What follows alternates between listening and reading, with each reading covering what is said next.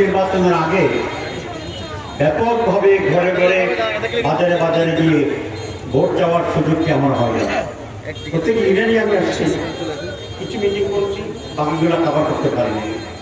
তা সত্ত্বেও আপনারা প্রিয়বাসী আমাকে যেভাবে আন্তরিকভাবে সমর্থন দিয়েছেন এবং আমার জন্য ডানে প্রাণে খেটেছেন, মানুষের কাছে গেছেন, সেই জন্যই আমি আপনাদের প্রতি কৃতজ্ঞতা জানাতে আসছি। এই কৃতজ্ঞতাটা ইলেকশনের পরপরই আসার কথা ছিল, কিন্তু আনফর্চুনেটলি আমার পায়ে একটু আঘাত হওয়ার কারণে ডাক্তারের নির্দেশে আমি বেড রেস্টে আমার কিছুদিন থাকতে হয়েছে। সে অবস্থায় আমি আসতে পারতাম, কিন্তু অধিকাংশ শুভাকাঙ্ক্ষী এবং ডাক্তাররা বলছে যে আগে আপনি সুস্থ হন, সুস্থ হওয়ার পরে সময় আছে আপনি যেতে পারবেন। আলহামদুলিল্লাহ এখন আমি অনেকটাই সুস্থ আল্লাহর মেহরবানিতে, এবং সুস্থ হয়েই আমি এলাকায় আসা শুরু করেছি। আজকে তো অনেকগুলো 8-10টা প্রোগ্রাম অলরেডি করে ফেলেছি, আরও অনেকগুলো প্রোগ্রাম করবো ইনশাআল্লাহ, আপনারা দোয়া করবেন। এবার আমাদের 13টি ইউনিয়ন আর একটি পৌরসভা, 14 গ্রাম। এই 13টি ইউনিয়নের ভিতরে 12টা ইউনিয়নেই আমরা ফার্স্ট হয়েছি আমাদের, আর একটা পৌরসভা 14 গ্রাম টোপা, সেখানে আমরা ফার্স্ট হয়েছি। তো সেটাকে যদি আমরা একটি ইউনিয়ন ধরে নেই, তাহলে 14 গ্রামে মোট 14টি ইউনিয়নের ভিতরে 13টিতেই দাঁড়িপাল্লা মার্কা ফার্স্ট হয়েছে। দাঁড়িপাল্লা মার্কা বললাম কেন, যে এই সবগুলো কিন্তু জামাত ইসলামী ভোট না। আমি জামাতের বাইরেও অনেক সাধারণ মানুষ, বুদ্ধিজীবী, ভালো মানুষ, আলেম ওলামা, পেশাজীবী, এই সমস্ত লোকেরা আমাকে ভোট দিয়েছে। তবে মার্কাটা ছিল দাঁড়িপাল্লা, কারণ মার্কায় না দিলে তো আরেকটা ভোট কাউন্ট হয় না। তো সেই জন্য বললাম যে আমার প্রতি যে আপনাদের একটা আন্তরিকতা প্রদর্শিত হয়েছে, এটা আমি চিরদিন মনে রাখতে চাই। মাঠ পর্যায়ে কাজ আমরা শুরু করেছি, কিছু পুরাতন রাস্তা অলরেডি গ্রেন্টেড আছে, আর কিছু নতুন রাস্তা ইতিমধ্যেই আমরা দিয়ে দিয়েছি। আমি 14 গ্রামে আসিনি, একবার দুইবার আসছি, কিন্তু ডেভেলপমেন্ট ওয়ার্কের ব্যাপারে আমি পিছনে আমাদের কুমিল্লায় যে কোনো এই জায়গা আছে ডেভেলপমেন্ট ওয়ার্ক 14 গ্রামে এখন পর্যন্ত বেশি অ্যাপ্রুভ করা হয়েছে। কারণ ঢাকা থেকেই টেলিফোনে নানাভাবে আমি তৎকালীন ইন্টারিম গভর্নমেন্ট যখন ছিল, সেই উপদেষ্টাদের সাথে, প্রধান উপদেষ্টার সাথে আমার ভালো যোগাযোগ ছিল, আমরা কথা বলতে পারতাম, চাইতে পারতাম। তো সে আলোকে ওই সময় বেশ কিছু ডেভেলপমেন্ট ওয়ার্ককে আমরা অ্যাপ্রুভ করে নিয়েছি, যেটার সুফল এখন আমরা ইনশাআল্লাহ পাবেন। এই ফখরুদ্দিন রোডটা 2001-এ আমি যখন এমপি হই, তখন এটাকে আমি একটা ওয়ার্ল্ড ব্যাংকের, বিশ্ব ব্যাংক আছে আপনি জানেন, ওয়ার্ল্ড ব্যাংকের একটা প্রজেক্টের ভিতরে এই রাস্তাটা আমি ঢুকে গেছিলাম। কারণ এলজিডির রাস্তা হচ্ছে 1 কিলোমিটার 2 কিলোমিটার কম টাকা, কিন্তু ওয়ার্ল্ড ব্যাংকের রাস্তা হচ্ছে অনেক বেশি টাকা। তো এখন তখনই এই 32 কিলোমিটার রাস্তা 2001-এ এমপি হওয়ার পরে এটা পুরোটাই আমি পাস করেছিলাম, মানে আমার চেষ্টা করেছিলাম। তো মাঝখানে তো অনেকদিন গেল, এরপরে অনেক ভাঙাচোরা হয়ে গেল, এবং ইন্টারিম গভর্নমেন্টের সময় এটা পরিপূর্ণভাবে রিপেয়ার করা, ভালোভাবে করার জন্য গভর্নমেন্ট থেকে আমরা চেষ্টা করি, এটাকে ঢুকেছিলাম।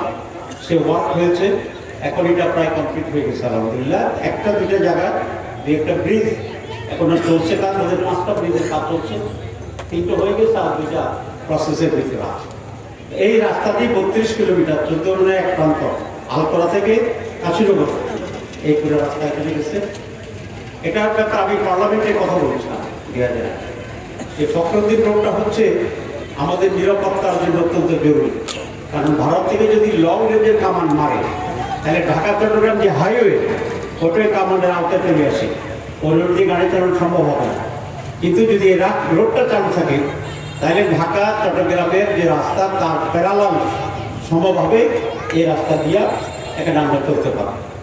তো আমার এই বক্তব্যের পরে সে সময় গভর্নমেন্ট কনভিন্স ছিল, এবং কমিউনিকেশনের দূরত্ব কমে যাবে। যেমন চিটাং থেকে যদি আমরা এখানে আসি, লাকসাম হয়ে যে রাস্তাটা পার হয়ে যাচ্ছে, সেটা একসাথে ইন্টারকানেকশন করে এখানে প্রায় 40 কিলোমিটার রাস্তা কমে যাচ্ছে, হাঁটতে যাওয়া। এই 2টা বেনিফিট এই রাস্তা আছে। আলহামদুলিল্লাহ এটা আমি তুলে ধরেছিলাম, বোঝাতে সক্ষম হয়েছিলাম। তখন হয়েছে আর ওয়ার্ল্ড ব্যাংক এখন নতুন করে এই রাস্তাটা আবার তৈরি করেছে। বেশ এখন সুন্দর রাস্তা নিচ্ছে আপনার বলে আমি প্রায় পুরো রাস্তাটা ঘুরে আসছি। আরেকটি রাস্তা হচ্ছে লাকসাম হয়ে আমাদের 14 গ্রামের যে রাস্তাটা, এটা স্যাকোসটা, এটা আমি ওয়ার্ল্ড ব্যাংকে ঢুকে ইচ্ছিত। কারণ ওয়ার্ল্ড ব্যাংকে, এশিয়ান ডেভেলপমেন্ট ব্যাংকে এটা ঢুকানোর জন্য যে কোনো এমপি হলেই পারবে এমন কথা নাও হতো। আমি যদি এমপি ছিলাম তখন, কিন্তু আমার যোগাযোগটা ছিল উপরের সাথে, ঠিক আছে। আর এখন আপনারা আবার ভোট দেওয়ার কারণে আমি এখন বিরোধী দলের উপনেতা এবং আমার যে প্রতিমন্ত্রীর মর্যাদা বিরোধী দলের উপনেতা আলহামদুলিল্লাহ। তো এখন এই সমস্ত পাওয়ার পজিশনকে কাজে লাগিয়ে আমি আশা করি আগামীতে আরো ভালো ধরনের উন্নয়নের কাজ ইনশাআল্লাহ করতে পারবো। অলরেডি কিছু শুরু হয়েছে, আমরা অনেকগুলো প্রজেক্ট দিচ্ছি অলরেডি। তো যে কোনো প্রজেক্ট দিলে একটা প্রসেস করতে করতে 6 মাস সময় লেগে যায়।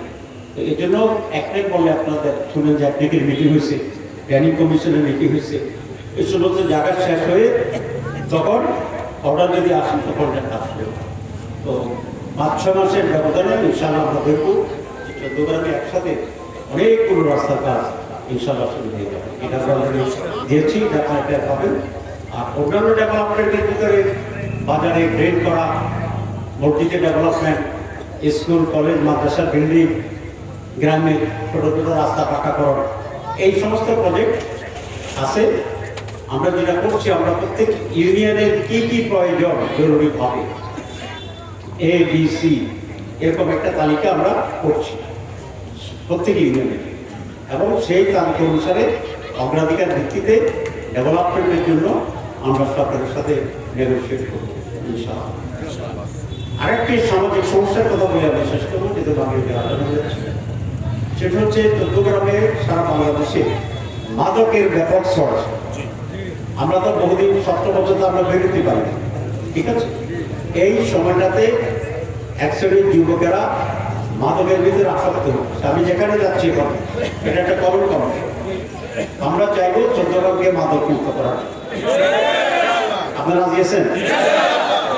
যদি প্রশাসনকে আমরা চাপ দিচ্ছি, আমি জিওসি, আর্মি জেনারেল, বিডিআর এখানকার যে চিফ অঞ্চলে এবং সিভিল প্রশাসনকে মিলে আমি উদ্যোগ নেওয়ার চেষ্টা করছি, যাতে মাদকের বিরুদ্ধে একটা বিশাল অভিযান আমরা চালাব। কারণ মাদক যে ছেলেকে নষ্ট করে দেবে, সেই শুধু নষ্ট হবে না, তারা পিতা মাতা ভাই বোন সকলেরই সুখ নষ্ট হয়ে যায়। এরকম মাদককে নেশা করে অনেক ছেলে বাপকে মেরে ফেলছে, মাকে মেরে ফেলছে, এরকম বহু ঘটনা এখন যেগুলো হচ্ছে। মাদককে কোনোভাবে কষ্ট দেওয়া যায়। আপনারা আমাদেরকে গোপনের তথ্য দেবেন, আপনারা লিস্ট করেন কোন গ্রামে কি, আমরা সেটা ব্যবস্থা করবো। আমরা কি তাদের বিরুদ্ধে না পক্ষে? আমরা মাদক ব্যবসা যারা করে তাদেরও কল্যাণ চাই। কিভাবে তারা যেন মাদকের নেশাগ্রস্ত না হয়, সেখান থেকে তাদেরকে সরিয়ে আনে, তাদেরকে ভালো করার যে সুযোগটা, এই সুযোগটা নিতে চাই। 14 গ্রামে যদি মাদক মুক্ত করা যায়, চোরাচালানি মুক্ত করা যায়, রাস্তাঘাটগুলো যদি ডেভেলপ করা যায়, স্কুল কলেজ মাদ্রাসা বিল্ডিং করে ছেলেদের লেখাপড়া করানোর জন্য যদি একটা পরিবেশ আমরা তৈরি করতে পারি, তখন এই 14 গ্রাম সত্যিকার অর্থে একটি উন্নত 14 গ্রাম হবে।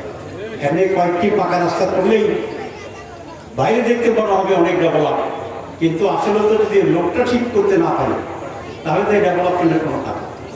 সুতরাং আমার চেষ্টা দুই ভাগ, এক ইনফ্রাস্ট্রাকচার যেটাকে বলে রাস্তাঘাট, এসে এটা একটা, আর হচ্ছে মানুষকে মনুষ্যত্ব দেওয়া, নৈতিকভাবে গড়ে তোলা, সত্যিকার ভালো মানুষ তৈরি করা, এই দুইটাই কিন্তু আমার প্রবলেম। আমরা যে শুধু রাস্তা না, তো এক্ষেত্রে আমি আপনাদের সহযোগিতা চাই। ইনশাআল্লাহ সময় আছে, আমরা গ্রেজুয়ালি এগুলো করবো। আজকে তো কোনো জনসভা আমরা করি নেই, উদ্বোধনের জন্য একটু আসলাম আর আপনাদের সাথে দেখা করে আসলাম। দেখলাম দেখা ছিল ইলেকশনের পরে আমি আসতে পারিনি, সুতরাং সেই কাজ করা দেওয়ার জন্যই এখানে আজকে আসছি। ইনশাআল্লাহ আমরা আমাদের উদ্যোগেই এখানে জনসভা করবো এবং সেদিনেই বিস্তারিতভাবে আপনাদের সাথে কথা বলবো, আপনারা আমাদের সাথে কথা বলবেন ইনশাআল্লাহ। তো আপনারা আমার জন্য দোয়া করবেন। আপনাদের সবাইকে আবার ধন্যবাদ, কৃতজ্ঞতা। আমি সিওর ইউনিয়ন বাংলাদেশ জামাত ইসলামের পক্ষ থেকে ধন্যবাদ জানাচ্ছি। এই বলে আমি আজকে প্রোগ্রাম সমাপ্তি ঘোষণা করলাম। আমার